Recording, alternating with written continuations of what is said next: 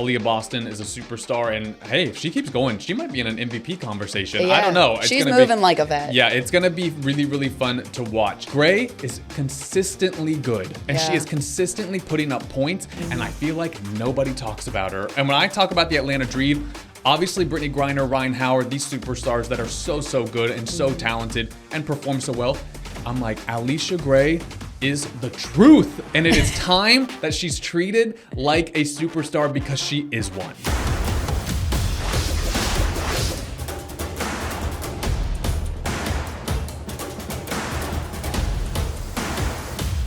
Welcome to South Carolina Sideline, everybody. I'm Matt Dowell alongside Claire Foley this week. Hey, Claire, how are you? Hey, good. Might sound a little crazy this week. Do you want to tell everybody why? Memorial Day weekend was my bachelorette party up in Boston.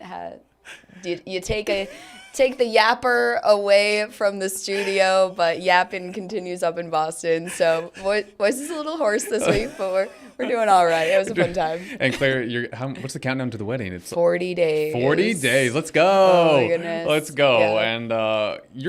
And Claire's fiance, for those that don't know, is Cade Crenshaw, and he does play-by-play for Gamecock baseball. He's the sports information director over at Allen, so he's very, immersed into this world as well. But 40 days to go. Yes, are you South Carolina sports family. Yeah, you ready for it to be over, or are you excited and enjoying the process? The process has been pretty good so far. We've got like all the RSVPs back and stuff like that. So now it's like the final organization, details, showers coming up. I'm going to be on a plane like every other weekend because trying to go back to Massachusetts, that's where we're having the wedding. That's where I'm from. So busy time, but exciting. It's going to be a lot of fun. Had a lot of fun this weekend celebrating with my friends from like childhood and past jobs and stuff like that. So it was a good time. Well, enjoy it all, because I tell you, I'm 2 years into marriage, and before you know it, you guys are going to be like in a married routine. Yeah. And then all of that is going to be like, man, remember when we got married? But I hope you all had a happy Memorial Day weekend. It's been fun here. It's been raining here in Columbia, so I don't know how many people got to enjoy the lake, and all that kind of stuff this weekend. But today's episode is going to be kind of short, sweet, and to the point. But let's get into it. Of course, Claire, the big news over the weekend here in Columbia was South Carolina softball. And I think it's one of those weekends that has a lot of mixed feelings because South Carolina softball, in their first year under new head coach Ashley Chastain Woodard, hosting a super regional for the first time in program history, by the way. Got a win in game one. First win ever in a super regional. Huge accomplishments. But then, moments away from the Women's College World Series, and I mean literal moments away, and UCLA is able to come back, and then UCLA wins 5-zip in game three. So it went from like this super high to a low. And so I think it's okay to like feel both of those things, to feel pride in the season, feel pride in the accomplishments, but then disappointment in how it ended. Because when you look at the bracket, not only was the College World Series in front of them, but it was either Oregon or Liberty, as the person to play in the next round. So then you look, there's no A&M, because they're out. Right. So you look at the bracket, there's opportunity. So I don't know, what's your big takeaway? Because I see both sides of the argument. Yeah, for sure. I think you have to feel both of those feelings, and that's something they talked about after the game yesterday. I mean, game one, they were even moments away from run ruling UCLA in the first game, and then obviously you felt like you had it in game two, let that slip away. They had some moments like that in the season where whether it was mental mistakes, errors out on the field, things like that. Okay, that happens. That's something really hard to move on from in a game three. But afterwards, they said they felt like they did. They called not one, but two team meetings that night. Felt like they really moved past it. But just as South Carolina can feel like they've really moved past it and are ready to show up the next day, there is that extra intangible for UCLA for riding a high of coming back and winning like that in game two. And South Carolina's offense just didn't have it in game three on Sunday. Credit to UCLA pitching. And that's just how it goes sometimes. And so, that's incredibly disappointing for one, that you felt like you were so close to reaching that mountain of heading to Oklahoma City. For the seniors, obviously, the end of their playing career, to end it on such like you go from this high to just like boom, low. So obviously you have to take the time for that. But I think the story that should be talked about afterwards was not, oh my God, they blew it. They were right there. Choked. Yeah, no, it's this team has something special. Like, no one thought they could do what they accomplished this year. And they are losing a lot as seniors and veteran presence, but I think the future is so bright for this team. So now it should be almost more like excitement, like, okay, let's go do it again. Yeah, it's tough. I'm going to be honest. After game 2, I've covered a lot of sports in my life, and I think a lot of sports fans kind of went, uh-oh. After that, I think it was always going to be hard to win that game 3 in such a tight turnaround. And UCLA is such a storied program in softball. They have so much experience at this stage that think they saw the moment, they took it, and then they just ran with it. And they're a great team, and it's hard to overcome something like that. But either way, it was a fantastic first year under head coach Ashley Chastain Woodard. South Carolina has a lot to be proud of. A lot of momentum now going forward in her tenure that's just getting started for the Gamecocks. And after game 3 on Sunday, she was understandably very emotional about what this season meant to her. I just love this place so much. And, in the process of building the team and the wins and the losses, and I don't know, like I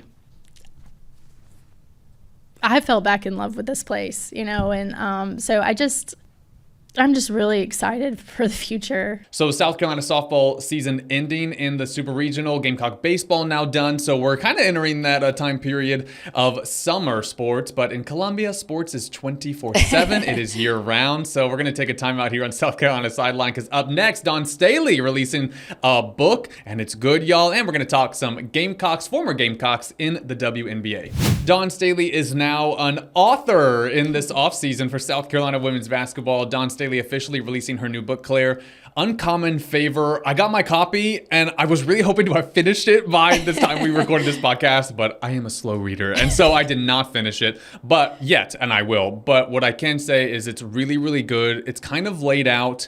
Each chapter is like a different life lesson that she's learned, and she kind of goes into a period of her life that taught her that lesson. So it's really organized in a cool way. And so obviously starting at the beginning, going through her playing career, and then it's gonna, I'm assuming, I haven't finished it, but I'm assuming it's gonna wrap up with her time as the coach at South Carolina. But it's really been really, really cool, Claire, to see her on all these talk shows. And I was thinking, I don't know of another coach in women's basketball that would go on a press tour like this with a book. Maybe Gino, because Gino's pretty well known, but he's really the only one I could think of that has that kind of general public pull, you know, because that's what you need with the book. But really, really exciting for Dawn Staley, and it's been cool to see her like the celebrity side of her, because she has turned into a celebrity. Yeah, I think maybe like our Columbia area kind of like takes pride of her. We call her ours. So it's funny to see her on this national scale and to remember, like, she is a household name. Like, she is a celebrity. People know who Dawn Staley is for her to be on Good Morning America, all these big shows. So it's fun. It's interesting to see her not in coach mode. Like, I feel like she almost gets like shy a little bit because she has like such a strong personality out on the court, and even when we talk to her. And so it's cool to see her in that light. It's interesting because she talks in the book about how she is an introvert, at heart, and that really, it's not her nature to be outgoing and all of that, and how she really had to overcome that in her life, to be a leader on the court, to be a leader in front of the camera, all that kind of stuff. So I'm excited to finish the book. And if you are here in Columbia, she's been doing book signings and things in Philadelphia and New York City, but this week in Columbia. So it is Tuesday when this podcast is out. On Thursday, in just a couple of days, she'll be at Books A Million on Fashion Drive for a book signing. And I think it's sold out already. So if you ain't got your tickets yet, I don't know if you're going to get one at this point, as there are going to be a lot of people there. But I'm expecting her to be on the New York Times bestseller list when that gets released, because I think it's going to have sold like hotcakes, judging by the reaction. And the other thing we wanted to get to in today's podcast, of course, the WNBA season is well underway. So many former Gamecocks, 9 in total. And there are a few things that have stood out. The first weekend had some things. Jared and I talked about that last week. And now that we're into week 2, you're kind of seeing the early leaders. And obviously, it's a long season in the pros, so things can change quickly. But there are 3 of my big takeaways. And I don't know if you want to hear them all, Claire, but I got them for you. Give them to me. The first is Aliyah Boston Yep. is doing some amazing things. 3 double-doubles already? 3 double-doubles already. And for me, I think that she has been the best player on the Indiana Fever. And I know Caitlin gets all of the attention, and rightfully so. She's a superstar. But if you just look at who's really performing day in and day out, it's Aliyah. Aliyah, and I think Aliyah's performing at such a high level, and I think it's because the Fever, with their new head coach, are playing more of a system that kind of favors her style of play. I don't know if that was the case the past 2 seasons, and I think her and Caitlin Clark have a year under their belt, and they are really clicking as a point guard center duo. That has been fun to watch. So I'm loving what I'm seeing from Aliyah. Yeah, absolutely. And she's going to get even more opportunities now that Caitlin's injured. Yeah, that was the big breaking weeks. news from today. We're recording this on a Monday, so that just released a little while ago that Caitlin's out for 2 weeks with a strain. Yeah, so I think it's really fun to see how Aliyah has grown year to year. And so to now, so early in this next step in her career, to just be like flying out of the gate, double-doubles everywhere, it's exciting. And you can see how she's growing too, because in the first year, maybe year and a half, I think she's played well her whole career. But I think early on, when going against the vets like Brittany Griner and Jonquel Jones and A'ja Wilson, I think that was kind of like a shock to the system, as it is for any rookie, when you're like, okay, wow, they are really, really good. And she was still performing well. But now she looks so comfortable in those matchups. And I think it's been fun to watch her take them on and just performing at such a high level. Aliyah Boston is a superstar. And hey, if she keeps going, she might be in an MVP conversation. Yeah. I don't know. She's moving like a vet. Yeah, it's going to be really, really fun to watch. The other one, my second, I don't know if it's a hot take. It's just my observation. I'm not really a hot take artist. But my observation from this past weekend is that Allisha Gray is the most underrated player in the WNBA. She consistently, and I talked about this a couple weeks ago, but I'm going to say it again, Claire. Gray is consistently good, and she is consistently putting up points, and I feel like nobody talks about her. And when I talk about the Atlanta Dream, obviously Brittany Griner, Ryan Howard, these superstars that are so good and so talented and perform so well, I'm like, Allisha Gray is the truth. And it is time that she's treated like a superstar, because she is one. And it's the quiet points that really make a difference. Yes. Like when you take a look at like a slate of games, or even at the end of the season, and you look at like not necessarily the top scorer every game, but like who is just like putting up those consistent numbers that like what to expect from her and just delivers every time. That's so important to a team, and it's great to see it be a former Gamecock. Yeah, and the Atlanta Dream, I mean, again, not just this season, she has been consistently good, and I need everyone to watch Allisha Gray, because she is amazing. Listen, my third point, and this has been surprising, the Aces don't look good. A'ja Wilson's playing well, and she's doing A'ja Wilson things, but them as a whole, I'm looking at the Aces like, what's going on? Because they are struggling to start this season. And I know they're always championship contenders. We assume they're going to be. But from what I'm seeing right now, Claire, they have to help A'ja. They have, and I know that they've got a couple other superstars in Jackie Young and Chelsea Gray that are also doing well. But to me, it's the post. There's not enough help for A'ja in the post, because obviously, who are teams guarding right off the bat? A'ja Wilson. But I've been shocked at how much the Aces are struggling so far. Yeah, and I think you tweeted something the other day about the Sky too, and how they're not getting enough help for Camilla and Angel. And I think that possibly speaks to just how the league is getting so much better as a whole. So when you take the teams that were above, like head and shoulders above the rest before, and then you're starting to even out the others, it kind of like shows those holes.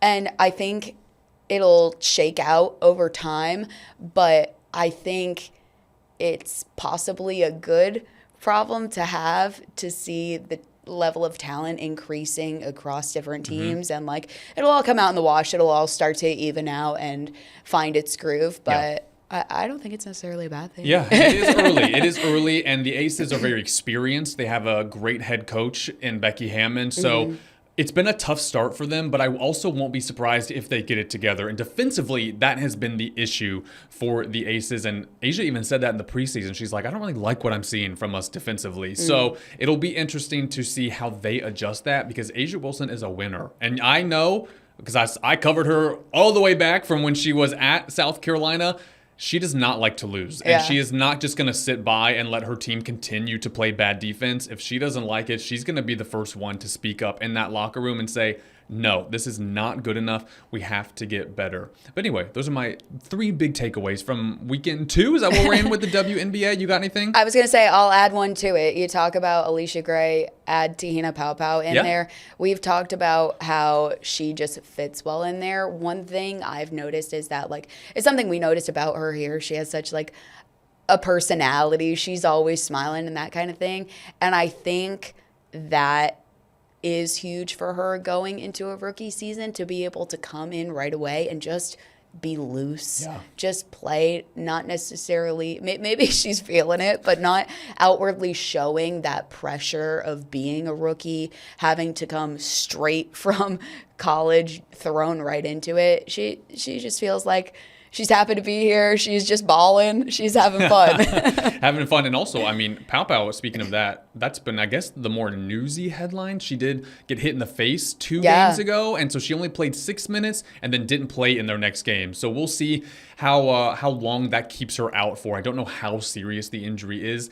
It didn't look too serious. It might just be more precautionary. Don't know that for sure, but we'll see how long Paopao's out for. And then the other 2 things, quick before we wrap up today's episode. Sanaya Fagan did get her first minutes in the league a couple of games ago. Hasn't been too many minutes. I think just maybe even 1 total. But Sanaya Fagan did officially see the court in the WNBA. And don't forget about Zaya Cook out there in Seattle. She's off the bench for the Storm, but she's getting some good minutes, a lot more than she got against the Sparks. So it's nice to see Zaya in a system that is using her more to where she can shine, because Zaya is also a superstar. So there's a lot of Gamecocks. I feel like there's a few that get former Gamecocks that get the big headlines, and then maybe the other ones aren't talked about as much, but we're going to make sure we talk about them here on South Carolina. And don't forget about Allisha Gray. Don't forget about Allisha Gray. I'm going to say it again. But that's all I got for today. You got anything else? I don't think so. I think that's it on my part. But I hope everyone had a great Memorial Day weekend. We're looking forward to another great week, and summer is here. Woohoo! Let's go. Well, she's Claire Foley. I'm Matt Dowell. We'll see you next time on South Carolina Sideline.